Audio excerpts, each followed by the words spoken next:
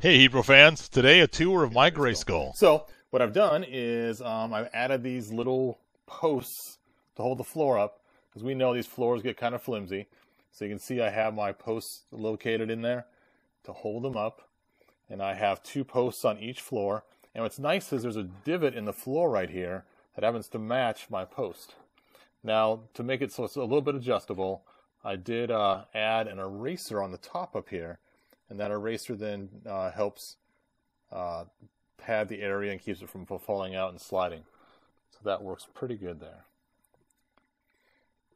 Now, besides the posts over in the corner, I have one of those really cool weapon holders made. You can find the guy on Facebook. He's made all kinds of stuff for me, from custom heads to other parts. It's some great stuff. Barbados. Oh, I'll post his link later on in the description. And then, of course, I have my floor piece, because we know the castle came with a hole in the floor. And of course, I have some kind of artifact in there, makes it more fun. And so I made this piece that has a ring that fits right inside that hole. It's on my Shapeways store. Then I just painted it right up. It's pretty easy to paint. You just coat it with black paint first. Then you take and put on a little bit darker brown paint with a flat brush. And then, of course, you use a really light brown paint after that, and then just coat it with clear. You paint all the metal parts with black paint, or you just don't paint them at all because you already spray painted it black to begin with. You don't need to paint the bottom if you don't want to. I didn't, because there's no reason to, but it is kind of a fun little gimmick to cover that hole, and it looks very castle-like. Then, of course, in the corner, I have my little baby dragon of sorts. You can see him in there. And that's the dragon from How to Train My Dragon. Just bought the little figure for it. And then up on top is pretty boring, just like everybody else's. Got the elevator. Got lots of room for guys to hang out. With this right here, I added a weight in there, so that way then, again, it will be more stable and won't fall over so easy. Up on top, let's see, I have, of course, the gun like everybody else, and I got my little door. And inside my door, kind of a fun feature, is I put the ball in there like you're supposed to, but I've actually drilled a hole in the bottom of the ball, and I've added a light.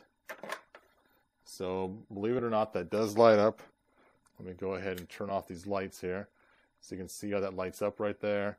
It's kind of fun to take like a King Grayskull's half clear sword and put it on top there to make it glow. I've posted pictures in the past, but just kind of a fun little thing to do. So let me turn that light back off.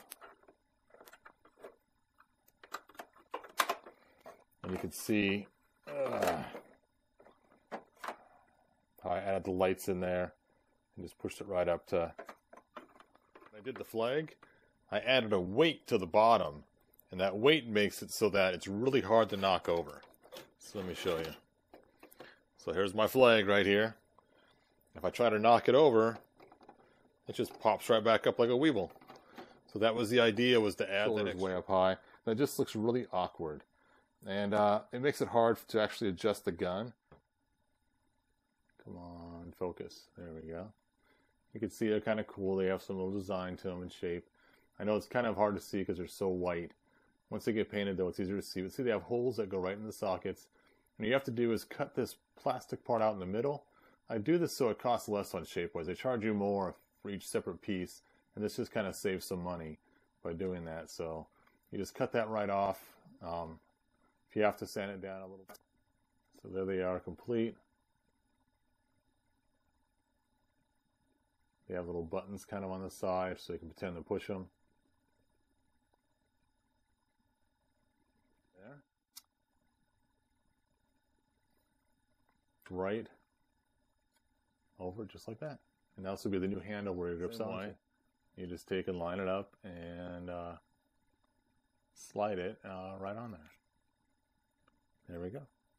Now you have the new handles from to hang on to. So let's go and see how this works when it's all. So what's cool is once you have the handles all set up and the figure in place, you can see now he's kind of shooting like he's aiming down. All you have to do is just move the gun to where you want, and the handles readjust automatically. So kind of a cool feature there. So you can just have him shoot different ways he wants to. Of course, readjust his head so like he's shooting up. You can actually put him in pretty far places too. So you can shoot pretty high up. and he can shoot pretty far down. It's easier to control those guns. Now you can set yours up too. Again, they're on Shapeways. They're pretty inexpensive. Just paint them silver, put them on there, and they work great. All right, so castles don't have, and that is it has a giant play mat. That is pretty cool about it. So I have this big old giant play mat that I have set up all the way around the castle. So that when I use it, I have this really cool thing, just like they intended to originally. So that is my Castle Grayskull. Leave your comments below. Let me know what you think. And of course, for those that don't know how the castle works, it's for your own benefit. So I know some things are pretty standard, most people know about. But one thing that's kind of cool is, this is standard, is when you move this this throne, the drawbridge figures to practice training on. And then of course they have the jail cell. And inside the jail cell, they have the sticker on the floor. So they have all kinds of fun little things. And of course, kind of a fun little feature, if you didn't know already, there's a little slot right here. When you slide the power sword in, it will release the castle door. Let's try it. It's pressed in there. And there it is.